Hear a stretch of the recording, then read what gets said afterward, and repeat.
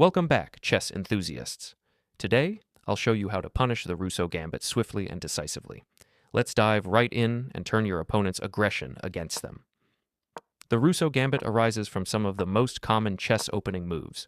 However, instead of playing knight to f6, bishop to c5, or any other standard move, black suddenly launches an aggressive attack with pawn to f5, similar to playing the Vienna Gambit with reversed colors.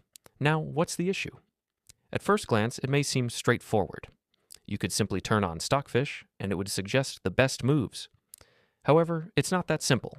Stockfish identifies moves like pawn to d4 or pawn to d3 as very strong options, both giving white a significant advantage. However, Stockfish does not fully grasp the types of positions that are uncomfortable for human players. From my perspective, for instance, playing pawn to d3 is not particularly dangerous. It's a positional move. On an expert level, not many players are capable of exploiting the subtle weaknesses in their opponent's position. I would actually disagree with Stockfish here and say that pawn to d3 is not the move you should be concerned about. The real and most challenging way to counter the Rousseau Gambit is, of course, by playing pawn to d4. There's a classic strategic rule in chess that says you should respond to your opponent's flank attack with a central counterstrike, and that's precisely what white does here with pawn to d4. In this position, black has two main options, either to capture this pawn or to ignore it. We'll discuss both possibilities one by one. Let's start with black capturing the pawn on d4. In this case, I recommend playing knight to g5 immediately, exploiting the main weakness of the Rousseau Gambit, the vulnerable square on f7. You can target this square either with your bishop, threatening the king, or more likely with the knight, which attacks both the queen and the rook. If black allows this move, you'll secure a swift victory. At this point, black has a couple of options, though not many, since there isn't much that can stop white from progressing. The most natural move is knight to h6, which is the main line. This move allows black to develop the knight and cover the crucial square. Alternatively, black can play knight to e5, but that's an inferior move, and we'll get into why in a moment. Now let's go down the main line. In this position, white can't immediately attack since the critical square is covered by the knight. At this point, white can't go there anymore. Another common attacking idea in the Rousseau Gambit is to bring the queen out to h5, aiming to exploit the weakness along this diagonal. However, in this position, it doesn't work because black can simply respond with g6, forcing the queen to retreat. Notice that we can't capture the knight here because it's protected by the bishop. However, if the bishop ever moves away from that square, this line would become dangerous for black, giving white a serious attacking idea. But for now, it doesn't work, so white simply castles. White's plan is clear, aiming to play rook to e1 and launch a direct attack along the e-file, which can be extremely dangerous for black. This means black urgently needs to take action to prevent white from executing this plan. The most common response from black is pawn takes c4, so let's examine that line first. There's also the move bishop to b7, which we'll discuss shortly. Black begins by capturing the pawn, and you recapture confidently. Now black plays pawn to d5, which may seem like a devastating blow, almost as if you've blundered a piece. But not really. You have queen to h5 check, a powerful double attack targeting both the king and the pawn on d5. This move not only saves the day for white, but also sets up a promising attack. Black can respond in a couple of ways, but let's stick to the main line first so you know how to handle it. After knight to f7, black brings the knight back into play, removing it from a vulnerable spot and seemingly stabilizing the position. However, white captures the pawn on d5, now threatening queen takes f7 for a quick finish. In response, black plays g6 to chase your queen away. For a moment, it looks like black is doing fine. They're attacking your queen, and the bishop also needs protection. It even feels like white is being pushed back since h5 is off limits due to the knight's coverage.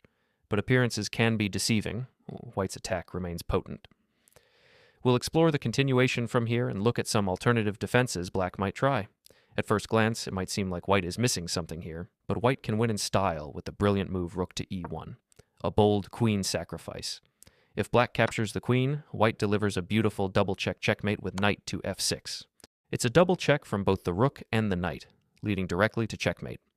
The frustrating reality for black is that even if they spot this idea, there's no effective way to prevent it. White's threat of knight to f6 remains unstoppable, no matter what black plays. Even if black tries the logical-looking bishop to e7 to shield the king, white still plays knight to f6 check. Since the bishop is pinned, black is forced to move the king away. Now, white sacrifices the queen in style with queen to h6 check. Black must accept the sacrifice, and then bishop takes h6 delivers the final blow, a stunning checkmate. So far, we've been exploring the line where black accepts your pawn on d4, and you respond aggressively with knight to g5, immediately threatening a strong attack.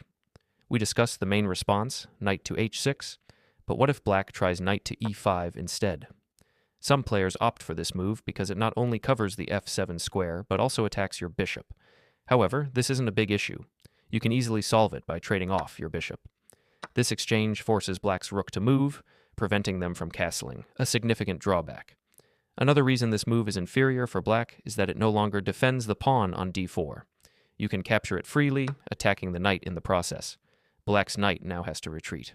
If they hesitate, you can continue attacking it until it's forced to move. At this point, black hopes your queen will retreat, giving them time to develop. But instead, you press forward, instantly winning the game. You threaten queen takes g8 or queen to f7 checkmate, leveraging the support from your knight. Black simply can't cover both threats, and the game is over. This is exactly why knight to e5 isn't a great choice for black. Knight to h6 is a better option. In this case, we know an immediate attack isn't possible, so white calmly castles. Previously, we looked at pawn takes c4 and the subsequent recapture. But what if black plays bishop to e7 instead? It's a tempting move. It develops a piece, seemingly forces your knight to retreat, and looks like black is preparing to castle. However, black can't actually castle because your bishop controls the critical square. Despite appearances, bishop to e7 is yet another losing error. Now, white can play queen to h5 check, one of our main attacking ideas in the Rousseau Gambit. This move exploits the weakened kingside, where black's pawn on f7 has been pushed forward, exposing the king. Here's the real problem for black. After they block with the bishop, they can't play g6 to chase the queen away. Doing so would simply drop the knight on h6, leaving black's position in ruins. Previously, when the bishop was on f8, this tactic wasn't possible. But as soon as black moves the bishop, the path to victory opens up. You simply capture the knight, preventing g6 and forcing black to move the king, leaving it extremely vulnerable. But this is just the beginning. You continue the attack with knight to f7, forking the queen and rook. The real problem for black is that they can't capture your knight with their own, because doing so allows queen takes f7, a swift checkmate thanks to your bishop's support. So, if capturing the knight is out of the question, what can black do? The queen has to move, but this only creates more issues. Your sniper bishop on c1 is perfectly positioned, eyeing the knight. You can capture it, shattering black's defenses. Next, you deliver queen to h6 check, and black's position collapses. With the x-ray from your bishop, you simply reposition your knight, and on the next move, you deliver a decisive checkmate.